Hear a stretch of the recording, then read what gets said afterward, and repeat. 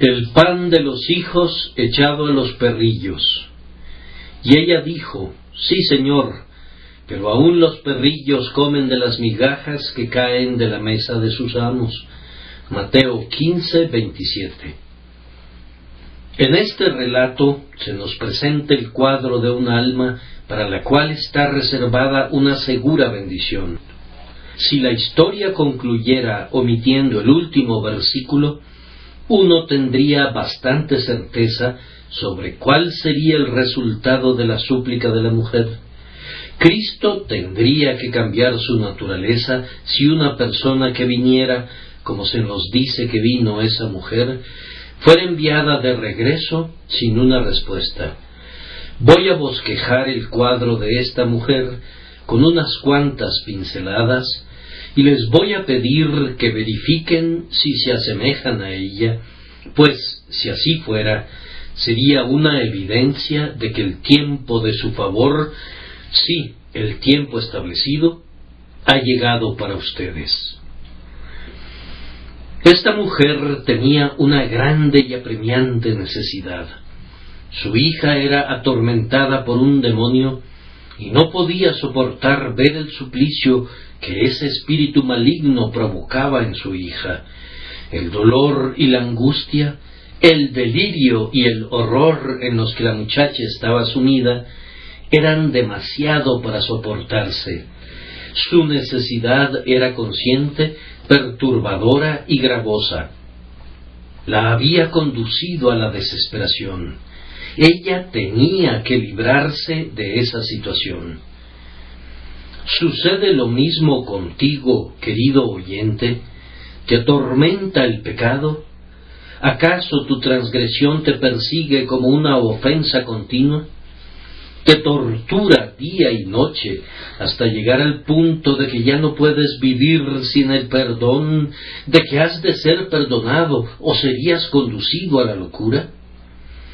¿Sientes que las cosas han llegado al punto para ti en que no puedes vivir más bajo la sentencia de la ira divina? Esta es una señal muy bendita y esperanzadora. Si hay muchas personas aquí presentes en tal condición, entonces hay una música reservada para los ángeles. Cuando el caso de la mujer había alcanzado ese punto crítico, oyó hablar del Señor Jesús y actuó con base en lo que oyó. Le habían dicho que Jesús era un grandioso sanador de los enfermos y que era capaz de echar fuera a los demonios. Ella no se contentó con esa información, sino que puso manos a la obra de inmediato para comprobar su valor. Acudió a Jesús con presteza, habiendo encontrado el momento oportuno, pues él pasaba cerca de su tierra, se apresuró y dio voces delante de él. Ah, querido oyente, tú también has oído hablar de Jesús. No voy a preguntarte si conoces la doctrina de su deidad y de su humanidad y de su expiación por el pecado, pues las conoces bien. Pero las has puesto a prueba. Tú entiendes que salva a las almas, pero ¿le has llevado tu propia alma para que la salve? Sabes que puede perdonar el pecado, y lo miras ahora para que perdone tu pecado. Si es así, aunque todavía permanezcas en sombra de muerte, la hora de tu liberación se aproxima con presteza, pues el alma que bajo un sentido de necesidad busca honestamente el rostro del Salvador, no está lejos del reino del cielo. Aquella mujer estaba extremadamente resuelta. Ella había decidido, creo yo, que no regresaría nunca al lugar de donde había salido sin recibir la bendición. Seguiría las pisadas del Salvador y le acecharía. Si los discípulos le impidieran el paso, esperaría hasta tener otra oportunidad. Si no tenía éxito entonces, esperaría la siguiente ocasión, y si eso no bastara, se aventuraría de nuevo otra vez. Ella fue probada con dureza por el Salvador, pues Él prueba algunas veces a quienes sabe que son lo suficientemente fuertes para resistir la prueba, y cuando la mujer no obtuvo ninguna respuesta suya, y más bien recibió un desaire, no se amilanó para nada, sino que insistió en su demanda, pues estaba profundamente embebida del espíritu del himno, resuelto, pues esa es mi última defensa, aunque corra el peligro de morir. Si hubiese aquí presente algún alma que ha llegado hasta este punto, que nunca renunciará a orar hasta no recibir una respuesta consolatoria, que nunca cesará de llorar por el pecado hasta que la sangre la limpie, entonces regocíjense, oh cielos, y alégrate, oh tierra, pues quiere decir que hay almas aquí presentes que han llegado al punto de nacer y que serán dadas a luz en este día. Hay aquí almas que están a punto de obtener su libertad y que están al borde de alcanzar la paz, y en este preciso día obtendrán una completa liberación de toda su servidumbre. Dije al comienzo que esta mujer era un cuadro adecuado del caso más esperanzador del mundo. Puedes espiar tu propio rostro en su historia, así como los hombres ven sus rostros en un espejo. Entonces, eso me hace muy feliz, pues tu posición está llena de signos esperanzadores.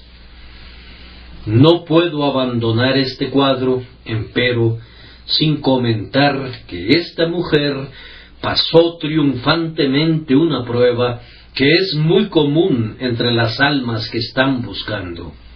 Hermanos, aquellos evangelistas que no son pastores tal vez difieran de mí en lo que estoy a punto de decir, pero si supiesen más acerca de las almas, no estarían en desacuerdo.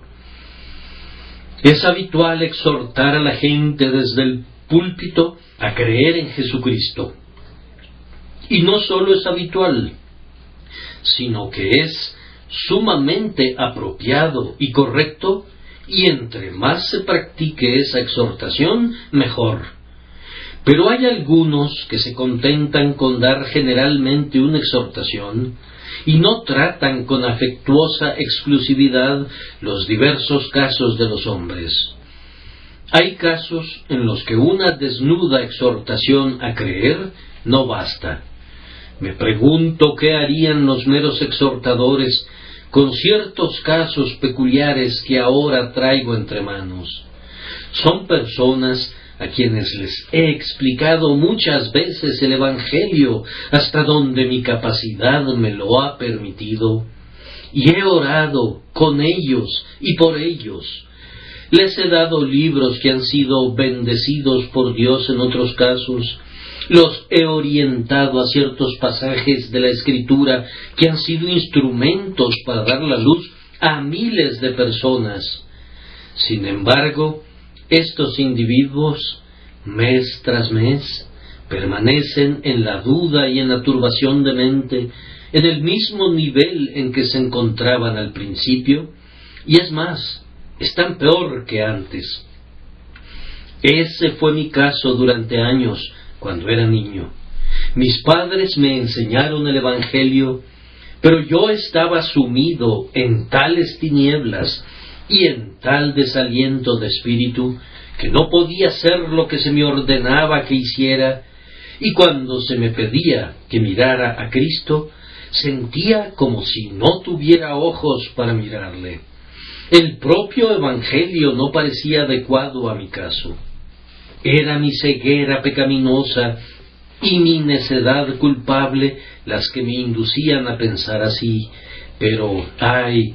¿Cuántas personas hay igualmente ciegas que necesitan que sus casos sean manejados con delicadeza y sabiduría?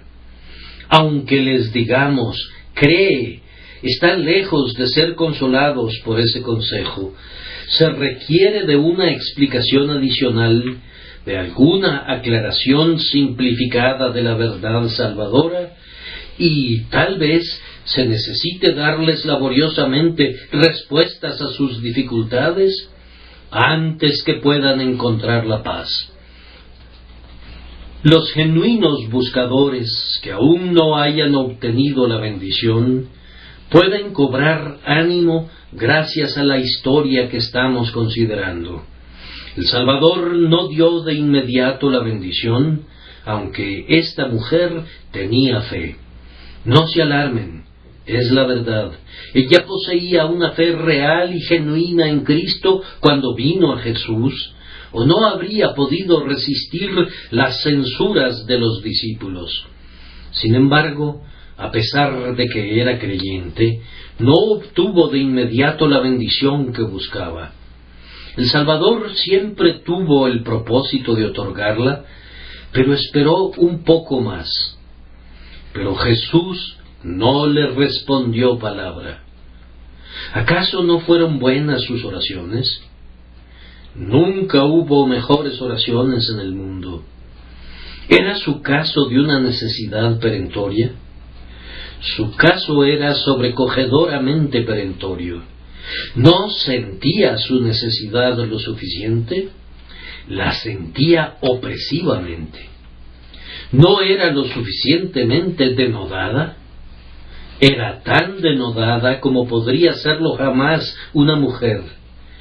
No tenía fe a tal grado que incluso Jesús se asombró y dijo: «Oh mujer, grande es tu fe». Empero, por algún tiempo, no pudo obtener una respuesta a sus oraciones. Vean entonces, queridos amigos, que aunque es cierto que la fe proporciona paz, no siempre la otorga instantáneamente.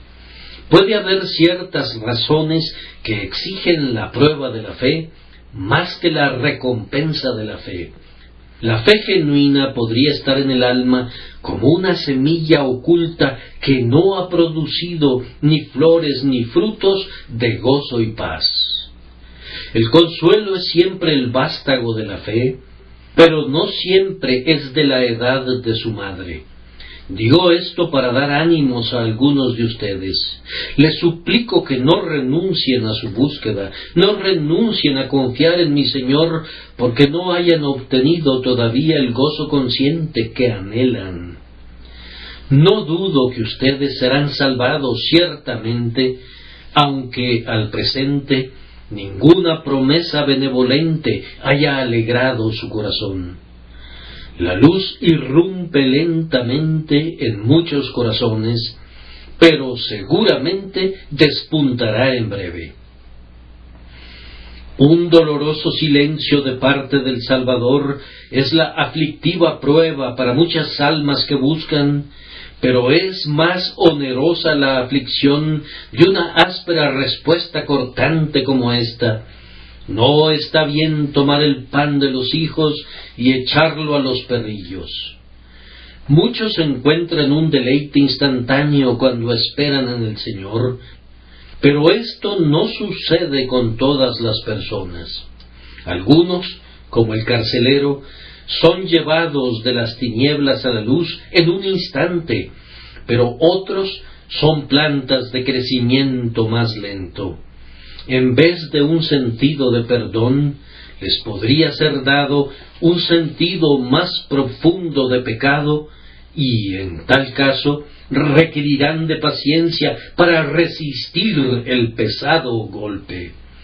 Ah, pobre corazón, aunque Cristo te golpeara y te hiriera e incluso te matara, debes confiar en Él, aunque te dirigiera una palabra de enojo. Debes creer en el amor de su corazón.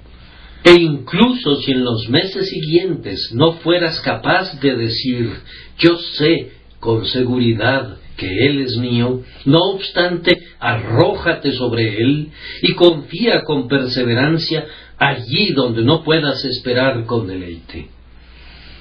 Llegamos ahora al propio texto. El caso de la mujer es un ejemplo de una fe que prevalece, y si queremos vencer, debemos imitar sus tácticas. Si yo fuera llamado a ser un comandante de un ejército, debería observar cómo han manejado el asunto otros comandantes que han sido exitosos. Aquí tenemos con nosotros a una mujer que venció a Cristo, y si nos regimos por su regla, venceremos también a Cristo por su propia gracia. En primer lugar, observen que ella admite la acusación presentada en su contra. Jesús la llamó un perrillo, y ella mansamente dijo: sí, Señor. Aquí no hay una controversia con Cristo, no hay un ensamblaje de oposiciones, no hay paliativos, ni excusas, ni mitigaciones. Ella es franca, resuelta, humilde y abierta. Sí, Señor, esa es su única respuesta para él. Cuando un hombre lucha, depende en gran manera del terreno que pisa. Si no está parado firmemente, no puede resultar vencedor. Si queremos luchar con el ángel de la misericordia, hemos de encontrar un sostén allí donde esta mujer lo encontró, es decir, en un sentido profundo de indignidad. Ella sabía que era una extranjera en Israel y lo confesó de inmediato. Si hubiesen sido llamados perrillos, la mayoría de los hombres habrían dado la vuelta y se habrían alejado sumidos en una sombría desesperación, o bien habrían experimentado un arranque de ira y replicado al maestro: no soy más perro que tú, y si vengo a pedir una caridad, ¿no podrías darme al menos una negativa cortés? El corazón natural se revela en contra de lo que dicen las Escrituras acerca de eso. Mientras un hombre no sea verdaderamente humillado, no quiere admitir la depravación de su naturaleza, aunque esté muy dispuesto a utilizar los términos comunes de la humildad. No los dice con intención, pues si le fueran aplicados bajo alguna otra forma, se pondría sumamente enojado. Es como el monje que dijo que había quebrantado todos los mandamientos y que era tan malo como Judas Iscariote, y cuando alguien presente comentó: siempre lo creí así, el monje se enojó terriblemente y prometió vengarse del hombre que lo había insultado de esa manera. Díganme caballo, si quieren, pero es algo muy diferente que pongan una silla de montar sobre mi espalda. Me he enterado de una mujer que le dijo a su ministro, que estaba de visita, que era una pecadora espantosa. Bien, dijo el ministro, no tengo ninguna duda de que lo eres. Revisemos tus pecados. Entonces, comenzando por el primer mandamiento, ella declaró que nunca había quebrantado ese mandamiento, nunca había adorado ningún otro Dios salvo a Dios. En cuanto al segundo mandamiento, nunca había erigido a ninguna imagen esculpida, lo sabía, ni tampoco había quebrantado el día domingo. Había honrado a su padre y a su madre, nunca había caído en la avaricia, nunca había dado un falso testimonio, nunca había matado a nadie. De hecho, argumentó que no había quebrantado ninguno de los 10 mandamientos, a pesar de que había confesado que era una muy triste pecadora. Nosotros nos confesamos culpables de robar un bosque, pero negamos haber robado nunca, ni siquiera un par de tablas. La mujer, bajo nuestra consideración, creía de corazón en la degradación de su estado, de manera tal que cuando el Salvador se dirigió a ella de forma muy ruda en apariencia, estaba tan completamente convencida de su propia condición caída, que no se molestó al ser llamada como lo que sabía que era.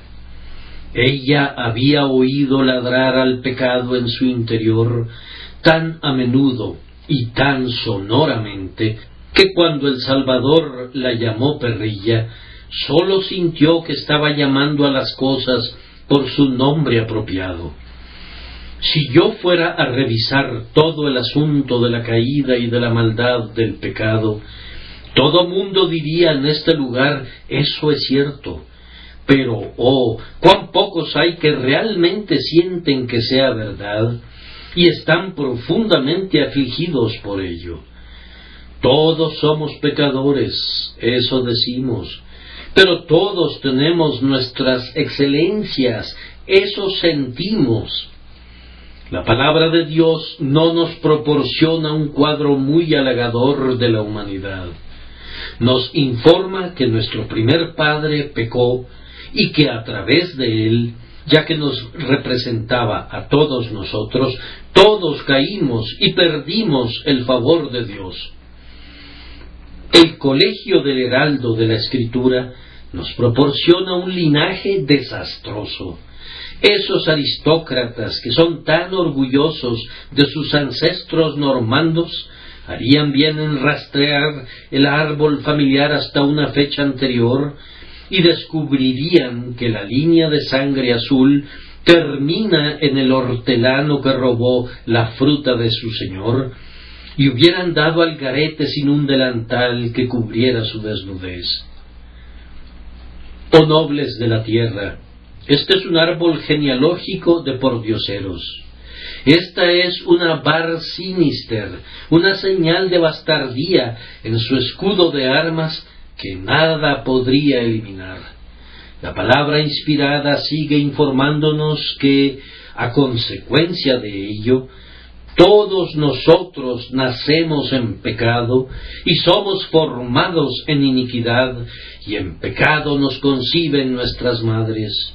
Testifica que no solo somos pecadores con la mano, sino con el corazón, que el pecado no es meramente una roña en nuestra piel, sino una lepra en el alma, que toda cabeza está enferma y todo corazón doliente, que el propio corazón es engañoso más que todas las cosas y perverso.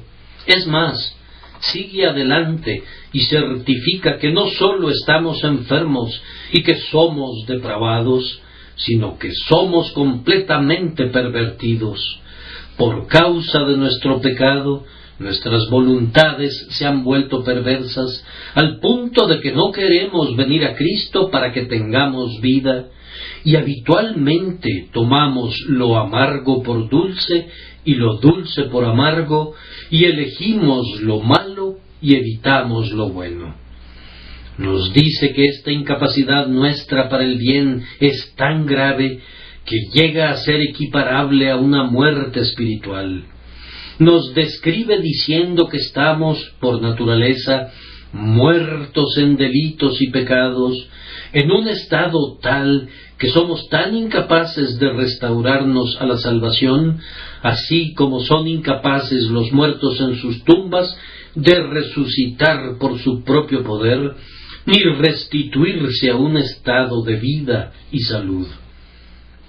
El libro de Dios dice todo lo que pueda ser dicho contra el hombre, y más de lo que el hombre está dispuesto a confesar, excepto cuando el Espíritu de Dios viene, y entonces nuestro corazón responde, sí, Señor. Además, la palabra de Dios continúa diciendo que nuestro pecado es tan grave que siempre ha de ser odioso para Dios, que merece que quienes lo cometemos seamos arrojados de su presencia y arrojados en una calamidad indecible. Pero la naturaleza humana da coces contra esto y dice, no, el pecado es una debilidad, es un lado flaco, un error y nada más.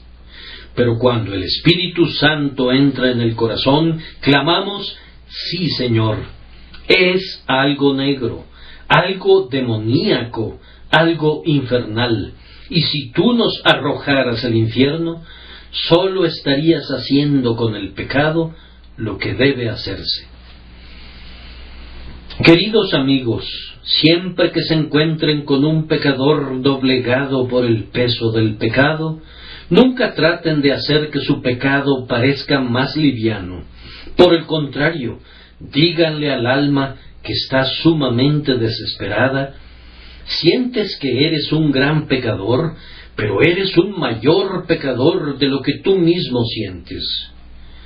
Cuando el alma dé voces diciendo: mi pecado se ha agravado en extremo, no intenten consolarla buscando excusas para ella. Más bien díganle: grave en extremo como piensas que sea tu pecado, es más grave de lo que te imaginas. Nunca le hagas el juego al diablo excusando a los pecadores por sus pecados. Si consuelas a tu amigo diciéndole: bien, no has sido un pecador tan terrible como crees, estarías proporcionándole un consuelo fatal. Le estarías presentando una droga venenosa que puede inducirle al sueño, pero que por lo mismo lo induciría a la destrucción. Dile que el pecado es en sí tan horrible que si un hombre pudiese ver un pecado desnudo, se volvería loco, que la más mínima ofensa contra Dios es tan intolerable que si fuese apagado el fuego del infierno, un solo pecado podría encenderlo de nuevo. Si hubiese sido una manera sana de obtener el consuelo, la mujer en este caso habría argumentado: no, señor, no soy un perrillo. Tal vez no sea todo lo que debería ser, pero de cualquier modo no soy un perrillo. Soy un ser humano. Hablas muy ásperamente, maestro bueno, no seas injusto. En vez de eso, ella lo admite todo. Eso demostró que tenía la correcta condición mental, puesto que admitía, en su sentido más negro y más agravado, todo lo que el Salvador decidiera decir en su contra. La luciérnaga fulgura como una estrella en la noche, y la yesca podrida refulge como oro derretido, pero en el día la luciérnaga se convierte en un miserable insecto, y la yesca podrida es podredumbre y nada más. Lo mismo sucede con nosotros. Mientras no nos venga la luz, nos consideramos buenos, pero cuando la luz del cielo resplandece, nuestro corazón es revelado como podredumbre, corrupción y degeneración. No susurren al oído del lamentador que eso no es así, ni se engañen ustedes mismos con la creencia de que no es así. Tú eres un pecador perdido. Tú efectivamente mereces la condenación. Tú la mereces especialmente, aunque nadie más la mereciera. Tú has pecado en contra de la luz y del conocimiento. Estás arruinado y arruinado por completo. Por malo que te consideres, tu caso es infinitamente peor de lo que lo concibes, y yo no estoy aquí para darte algún consuelo diciendo paz, paz, cuando no hay paz. Tu estado, oh pecador, es terriblemente malo y pronto será peor, desesperadamente peor. Pido que seas conducido a decir esto delante de Dios. Sí, Señor. Pero noten, en segundo lugar, que a pesar de todo ello, ella se adhiere a Cristo. ¿Percibieron la fuerza de lo que dijo? Sí, Señor, pero aún los perrillos comen de las migajas que caen de la mesa. ¿De dónde? De la mesa de sus amos. En el oriente, los perros muy raramente tienen algún amo. Hay perros grandes que deambulan en todas las ciudades orientales, que viven de la basura desechada por las casas, y esos perros grandes constituyen un estorbo tal que no veo que haya una sola palabra en toda la Escritura a su favor. El perro, tal como lo conocemos, es un muy fiel y afectuoso servidor del hombre, y merece gran honra, pero en el Oriente solo merece desprecio. Es simplemente un bruto grande y aullador que ladra o muerde a cualquiera que pase. En los días del Salvador, los orientales habían aprendido las costumbres romanas y habían introducido perros pequeños como mascotas. Y es notable que nuestro Señor no llamara a esta mujer con la expresión para designar a uno de los perros grandes que no tienen dueño, sino para uno de los perritos falderos. Ciertamente era un apelativo de desprecio, pero aún así no era uno de los más severos. No está bien tomar el pan de los hijos y echarlo a los perrillos. Hay una palabra aquí que quiero que adviertan. La mujer no dice solamente los perrillos comen las migajas que caen de la mesa, sino que agregó que caen de la mesa de sus amos. Adviertan su adherencia a Jesús. Ella le dice, en efecto, tú eres mi amo. Pareciera decirle, Señor, yo estoy pidiendo una gran bendición, y sin importar lo que me digas, tengo el propósito de obtenerla.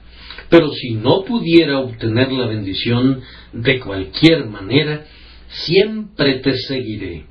Tú serás mi amo. Aunque tú no me dijeras nunca, ve en paz, tu fe te ha dado la bendición, yo te recibo como mi amo. Así como un perro callejero elige a un extraño y le sigue hasta su casa, y pareciera decirle, puedes patearme o cerrarme la puerta, pero yo te he elegido como mi amo. Si me cerraras una puerta, entraré por otra. Si me cerraras ambas puertas, me quedaré en el tapete de la entrada.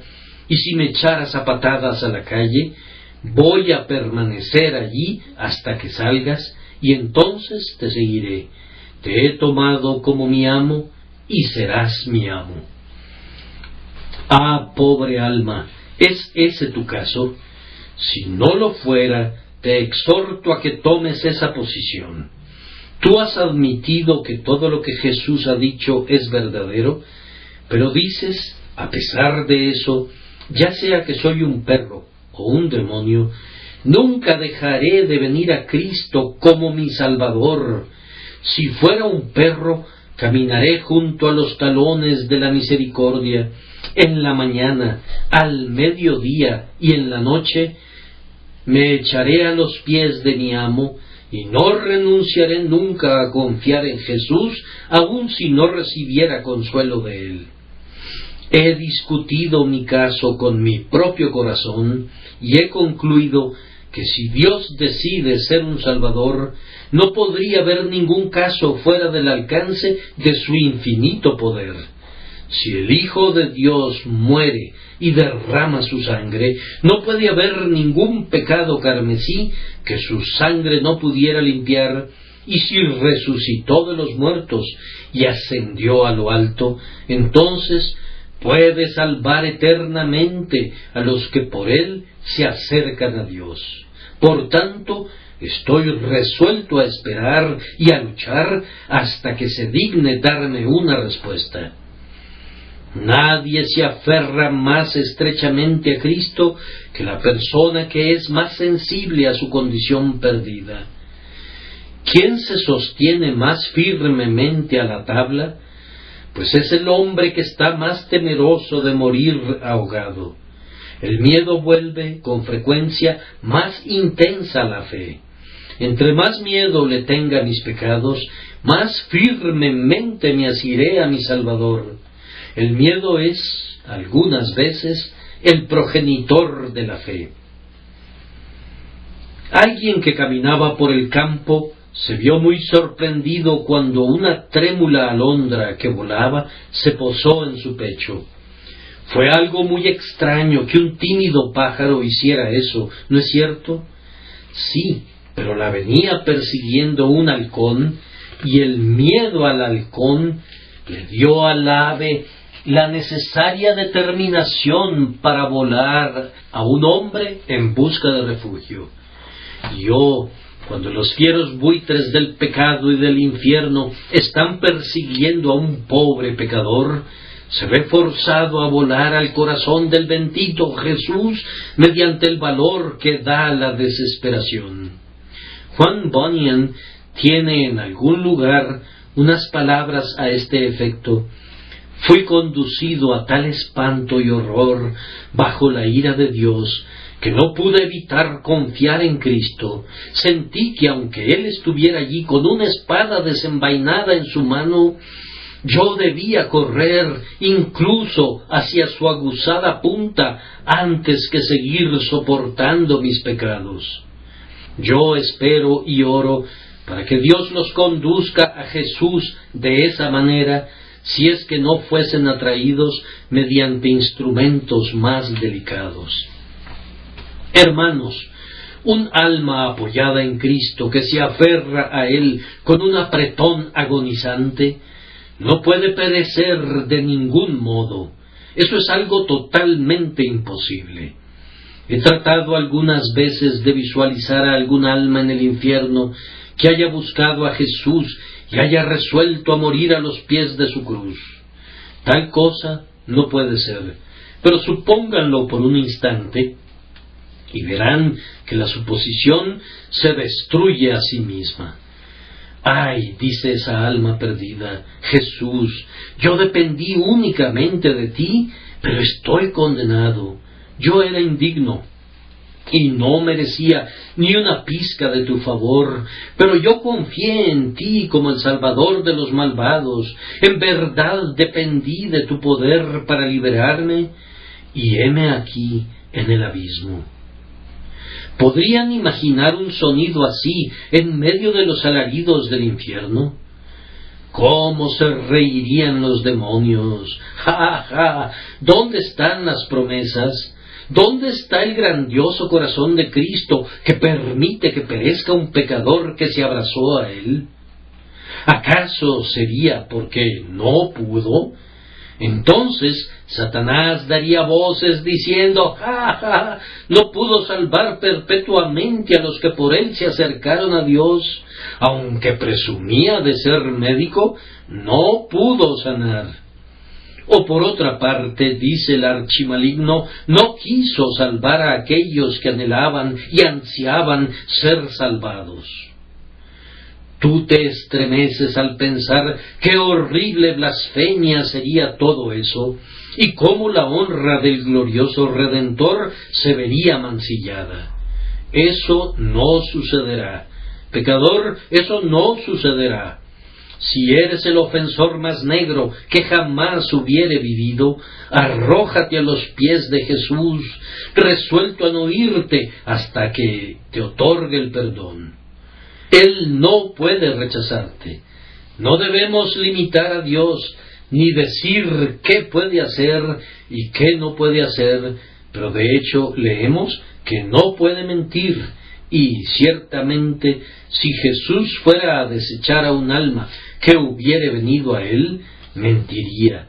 Por tanto, ten buen ánimo, solo mantente firme en que nunca dejarás al Salvador, en que morirás al pie de la cruz, y todo estará bien contigo. Además, el arma principal de la mujer, el fusil de aguja que usó en su batalla fue este: había aprendido el arte de extraer consuelo de sus aflicciones. Jesús la llamó un perrillo. Sí, respondió ella, pero entonces los perrillos reciben las migajas. La mujer podía ver un pequeño borde de plata tras la nube negra. Cristo le arrojó un hueso, ella lo levantó y lo quebró y le extrajo la médula. Parecía ser una piedra muy dura, pero tenía un trozo de oro adentro, y deshizo el cuarzo y encontró la clara y fulgurante barra de oro, y se vio enriquecida. Me dices que soy un perrillo, dice. Muy bien, seré un perrillo, pero voy a conseguir las migajas. Ella extrae el agua del consuelo del profundo pozo de sus miserias.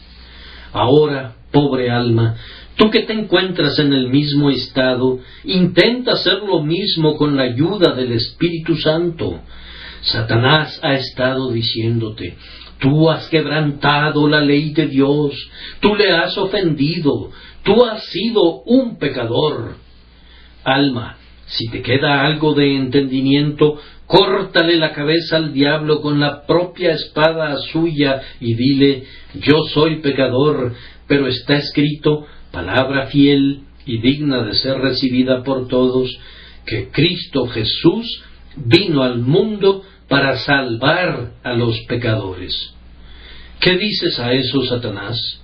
Si soy un pecador, Él vino al mundo para salvar a los pecadores. Si yo no hubiese sido un pecador, Jesús no habría venido para salvarme, pues no está escrito en ninguna parte que Él viniera para salvar a los que no son pecadores. Entre más claramente compruebe que soy un pecador, más claramente demostraré que soy un objeto para la misericordia del Salvador. Tal vez la conciencia te susurre: tú no eres un pecador de una clase ordinaria. Tú has recorrido las mayores distancias hasta el punto de endurecer tu corazón. Tú eres un pecador perdido. Ah, dices, voy a aprovechar eso, pues el Hijo del Hombre vino para buscar y salvar lo que se había perdido. Él no vino a buscar a aquellos que no necesitaban ser buscados. No vino como el grandioso pastor para encontrar a las ovejas que estaban en el redil, sino aquellas ovejas que se habían perdido. Y puesto que soy una oveja perdida, cuando vea al pastor recorriendo los montes en pos de las ovejas perdidas, voy a valar como una oveja perdida, pues tal vez ha venido para rescatarme. Pero la conciencia te dice otra vez: tú eres una persona muy desmerecedora. No solamente eres un pecador perdido, sino que eres completamente indigno. Pecador, aprovecha ese argumento y di: Dios es un Dios de misericordia. Si yo mereciera algo, habría menos espacio para la misericordia, pues me debería algo como un asunto de justicia. Pero como soy una exclusiva masa de desmerecimiento, hay espacio para que el Señor revele la abundancia de su gracia. No hay espacio para que un hombre sea generoso en medio de aquellas espléndidas mansiones de Belgravia. Supongan que un hombre tuviera miles de libras esterlinas en sus bolsillos y deseara darlas en caridad. Ese hombre se vería imposibilitado de hacerlo entre los palacios principescos. Si fuera a golpear a las puertas de esas grandiosas mansiones y dijera que necesitaba una oportunidad para ser caritativo, lacayos empolvados le cerrarían la puerta en su cara y le dirían que se largara a otra parte con su impudencia. Pero vengan conmigo, caminemos por todas las callejuelas que serpentean entre los muladares y vayamos a los pasadizos traseros donde multitudes de niños harapientos están jugando en medio de la inmundicia y de la suciedad, donde todas las personas son miserablemente pobres y donde el cólera está emponzoñándose. Ahora, amigo, baja tus bolsas de dinero. Aquí hay un abundante espacio para tu caridad. Ahora puedes meter ambas manos en tus bolsillos sin temer que nadie te rechace. Puedes gastar ahora tu dinero a diestra y siniestra con facilidad y satisfacción. Cuando desciende la misericordia de Dios para distribuir misericordia, Él no puede darla a quienes no la necesitan. Pero tú necesitas perdón, pues estás lleno de pecado y eres precisamente la persona que tiene la oportunidad de recibirla. Ah, dice alguien, estoy tan enfermo del corazón, no puedo creer, no puedo orar. Si viera el carruaje del doctor transitando a una gran velocidad a lo largo de las calles, estaría muy seguro de que no se dirige a mi casa, pues no lo requiero.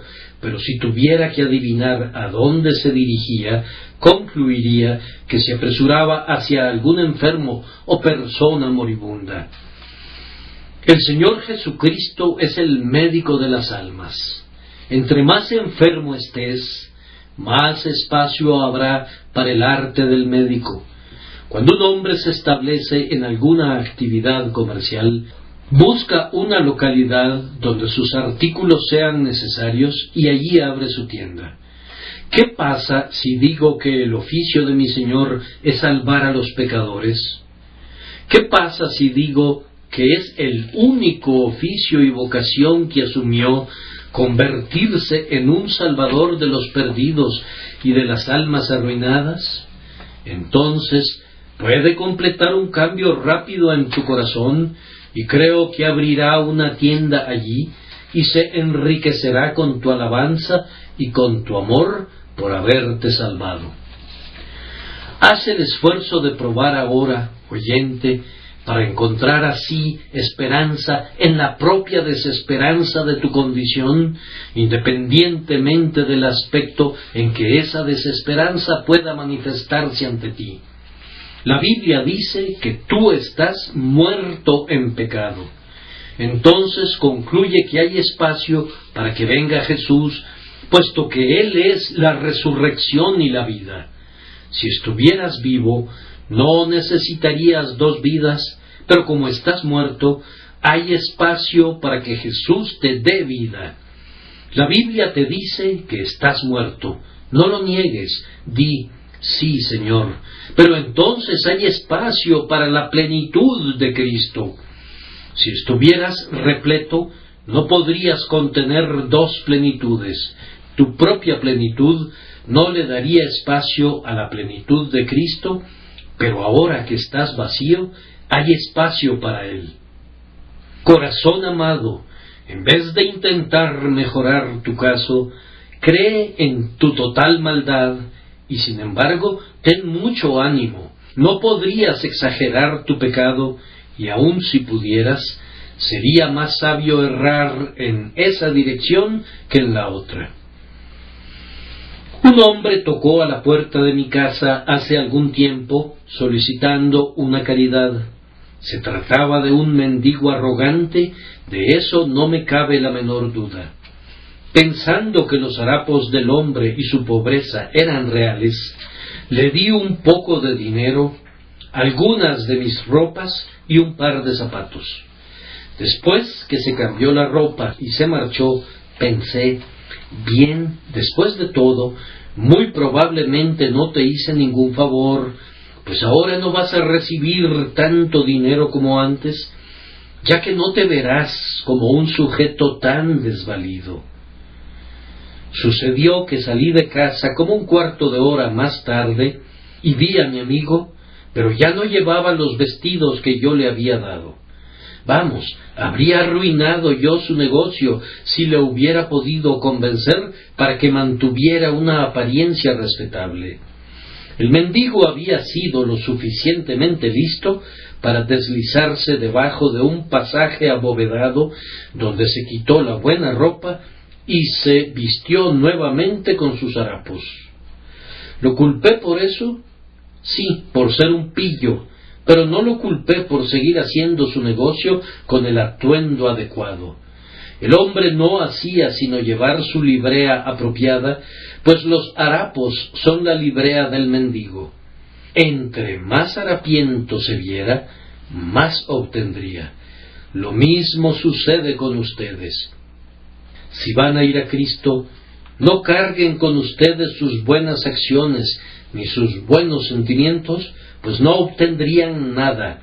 Vayan en sus pecados, pues son su librea.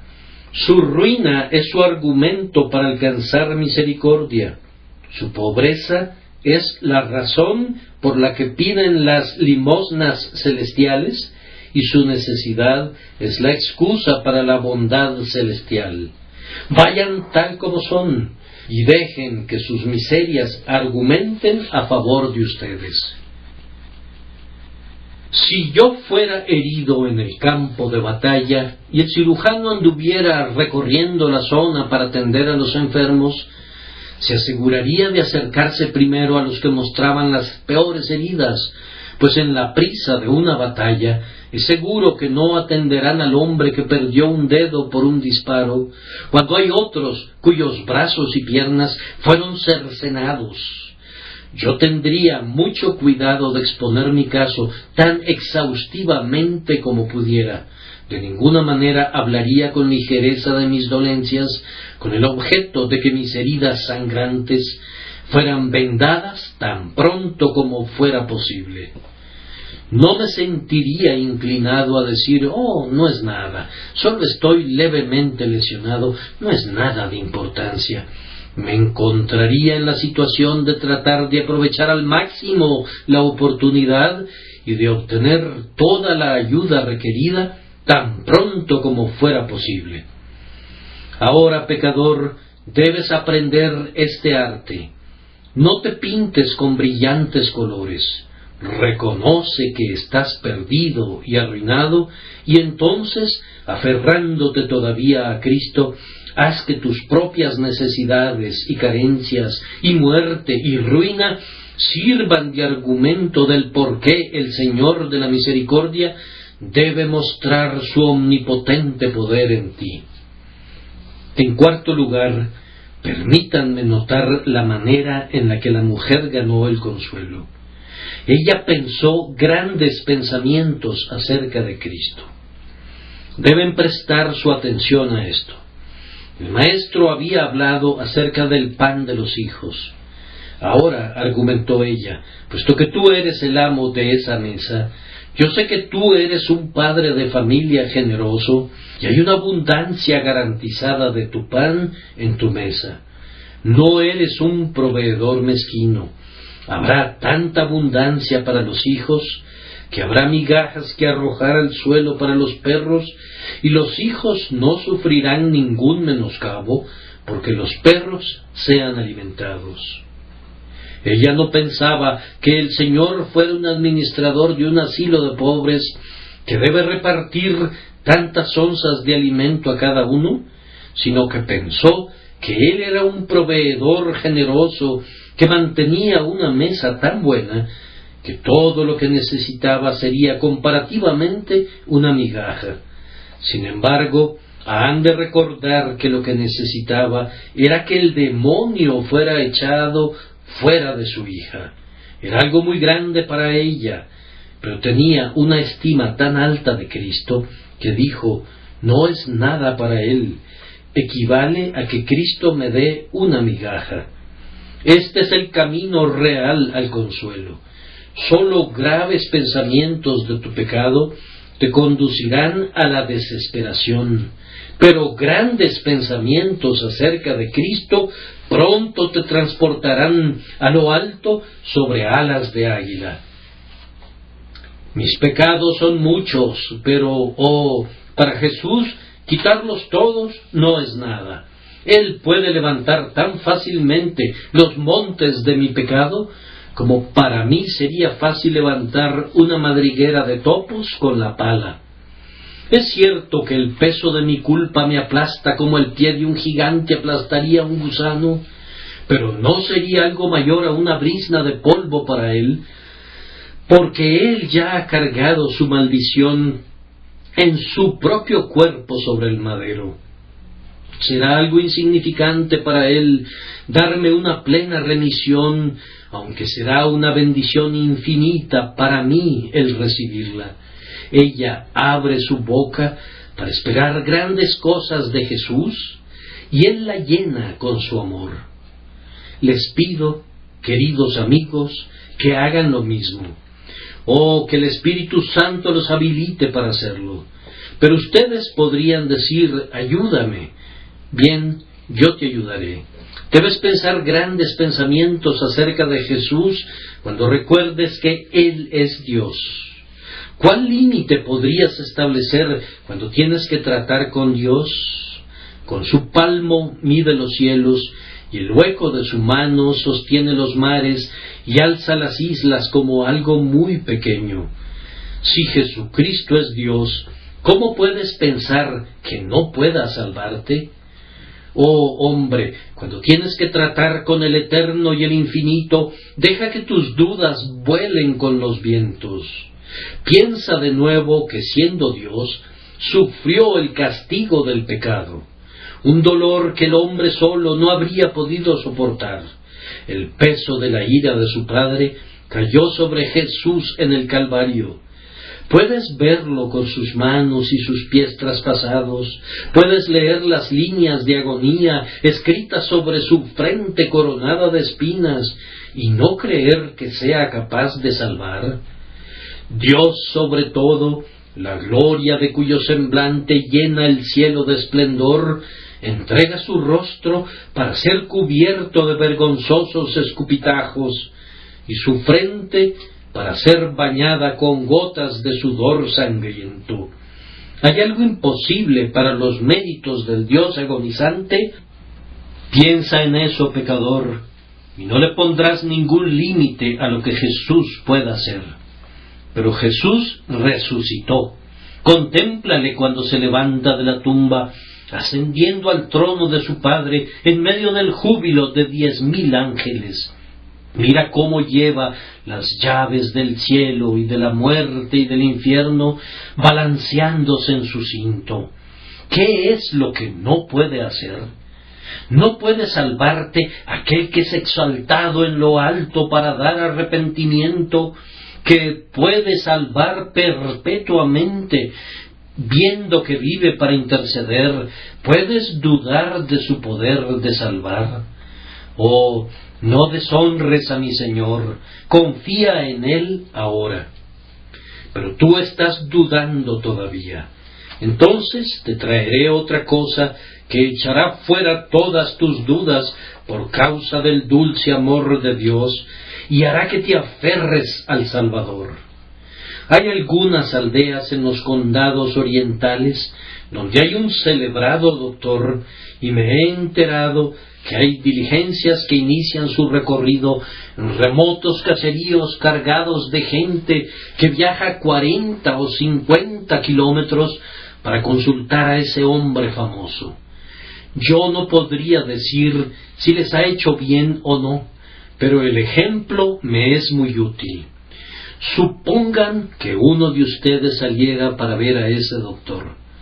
Sintiéndote muy enfermo y adolorido, tienes miedo de que no te sirva de nada cuando llegues allá, pero en el camino te encuentras con diligencias llenas de personas que viajan muy alegremente de regreso a casa. Te preguntan, ¿a dónde vas? Y tú respondes, voy a ver al doctor fulano de tal porque estoy enfermo. Oh, dicen, es una dicha que puedas ir. Hemos estado allí, estábamos tan mal como tú y fuimos curados y ahora vamos a casa. Pero, preguntas tú, ¿acaso algunos de ustedes tenían una pierna mala como la mía? Oh, sí, responde uno, yo tenía las 2 piernas malas. Mi caso era incluso peor que el tuyo. Bien, ¿estás ahora perfectamente restaurado? Sí, dice aquel hombre, mira qué bien camino, estoy plenamente restaurado. ¿Acaso no seguirías tu camino lleno de confianza?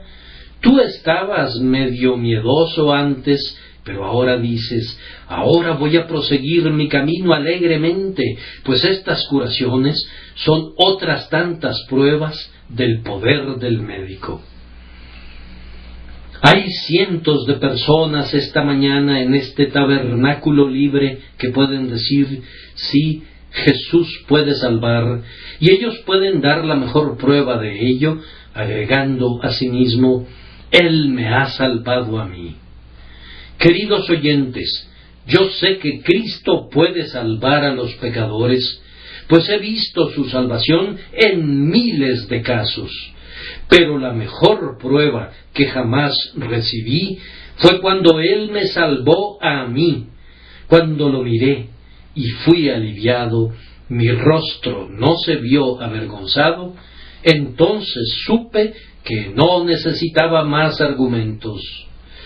Oh pecador, Él ha salvado a borrachos, blasfemos, rameras, proxenetas y adúlteros. Pablo dice que Él salvó a quienes se habían manchado a sí mismos con pecados innombrables, pues afirma, y esto erais algunos, mas ya habéis sido lavados. Incluso el asesino puede ver que sus hechos de sangre son limpiados por la sangre de Jesús.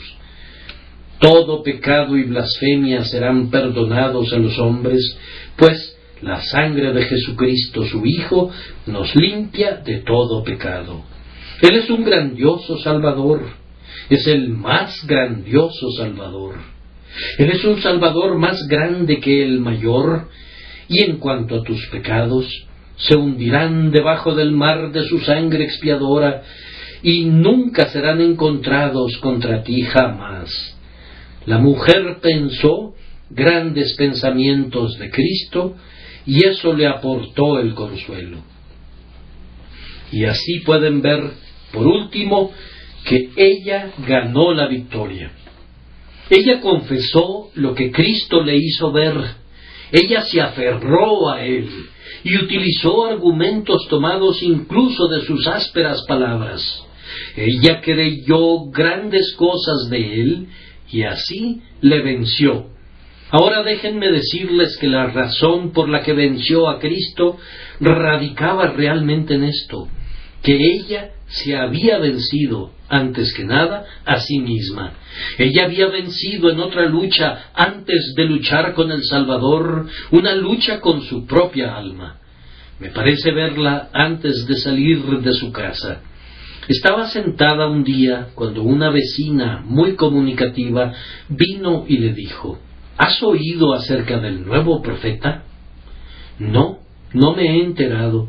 ¿Qué hay acerca de él?